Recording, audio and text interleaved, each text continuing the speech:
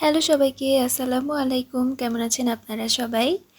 আশা করি যে যেখানে আছেন ভালো আছেন, সুস্থ আছেন। তো আজকে আমরা আপনাদের সাথে একটা মিষ্টি আইটেম শেয়ার করব, রেসিপি। সেটা দেখতেই পাচ্ছেন, আজকে আমরা ছোলার ডালের হালুয়া রেসিপি শেয়ার করব। এটা কিন্তু ছোলার ডাল, আছে ঘি, তারপরে আছে আড়ং লিকুইড মিল্ক, তারপরে আছে চিনি 1 পোয়া, আর আছে এলাচ, দারচিনি, তেজপাতা, আর আছে কিছু বাদাম, কিশমিশ। মেইন উপকরণ এগুলোই, এগুলোর বাইরে আর কিছুই না।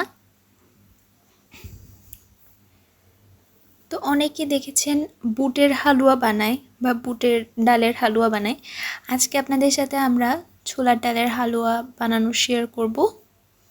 তো তার জন্য এখানে 1 পোয়া ডাল আছে। এই 1 পোয়া ডালটাকে আমরা সুন্দর করে অনেকক্ষণ যাবত ভিজিয়ে রাখবো, সুন্দর করে ধুয়ে।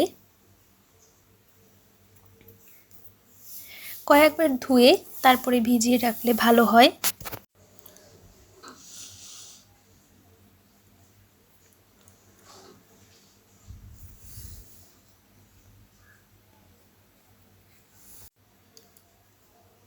তো এভাবে করে একের পর এক ধুয়ে তারপরে এটা ভিজিয়ে রেখে দিলাম প্রায় 4-5 ঘন্টার মতো।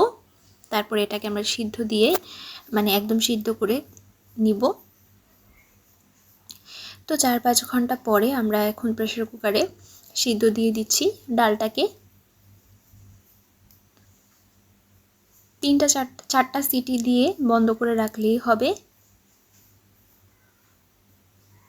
তো 4টা সিটি দিয়ে বন্ধ করে আমরা দেখতে পাচ্ছেন কেমন ডালটা হয়েছে।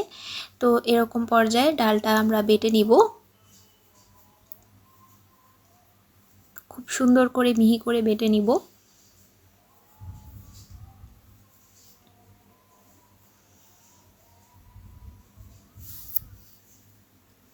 তো এইভাবে করে 2বার করে বাটা দিয়ে নিয়েছি। এটা কিন্তু পুরোটাই ঘিতে ভাজা হয় ডালের হালুয়াটা। তো এখানে আমরা পর্যাপ্ত পরিমাণে ঘি অ্যাড করছি। ঘিটা মেল্ট হয়ে যাওয়ার পরে তারপরে এখানে আমরা ড্রাই ফ্রুটস, তারপরে তেজপাতা, এলাচ, দারচিনিটা ভেজে উঠিয়ে রাখবো। এতে করে ফ্লেভারটাও ছড়িয়ে যাবে।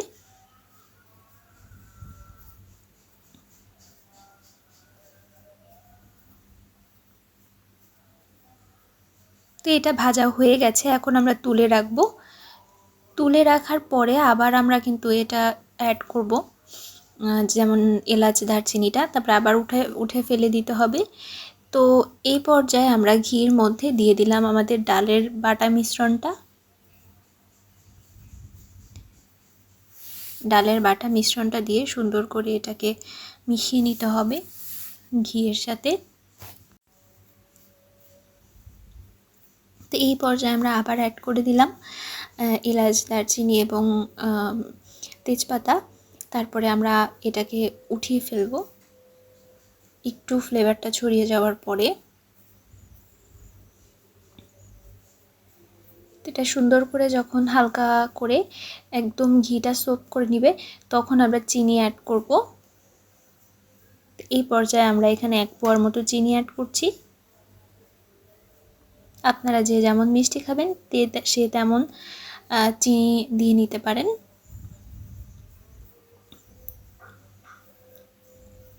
তো এইভাবে করে কিন্তু পানিও ছেড়ে দিয়েছে ডালটা। আর একটু সুন্দর করে এই চিনির পানি দিয়ে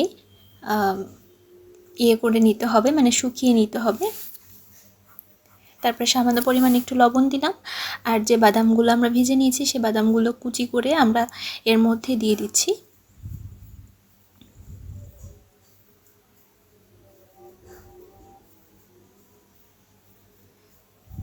এভাবে করে অনবরত নেড়ে দিতে হবে। তারপরে আমরা দিয়ে দিব 1 পোয়ার মতো দুধ। সব কিছুই মেজারমেন্টে আমরা 1 পোয়াই নিয়েছি। আপনারা যে যেমন বেশি খাবেন সে তেমনই একই সমান পরিমাণে নিয়ে নিতে পারবেন, কোনো সমস্যা নেই। তো এভাবে করে দুধটা আমরা অ্যাড করে দিচ্ছি।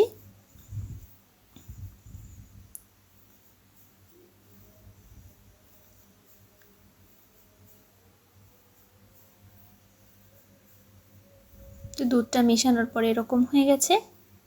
এটা একদম টানিয়ে একদম ভাজা ভাজা করে ফেলতে হবে, মানে একদম পানি শুকিয়ে যাবে, কড়াই থেকে ছেড়ে আসবে, তখন বুঝতে হবে এটা হয়ে গেছে।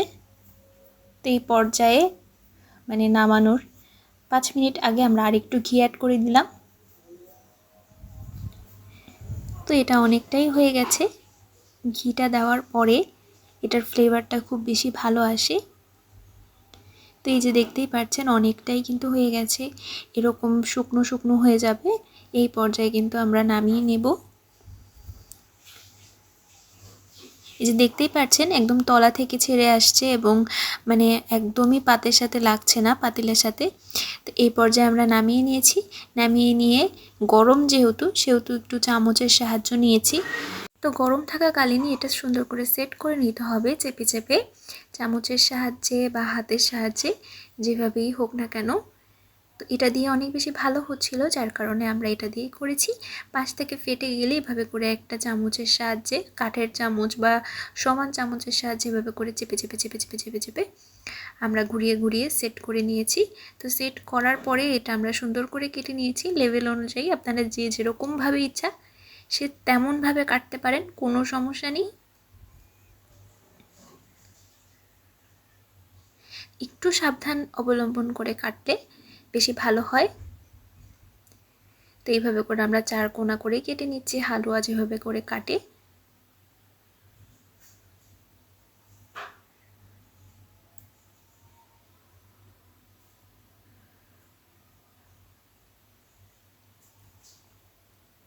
কি সুন্দর হয়েছে না দেখতে, খুব সুন্দর হয়েছে কিন্তু দেখতে।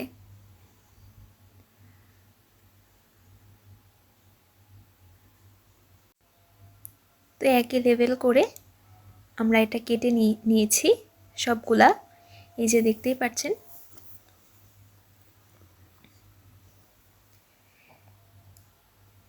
তো এই যে আমাদের হালুয়া কিন্তু একদম রেডি।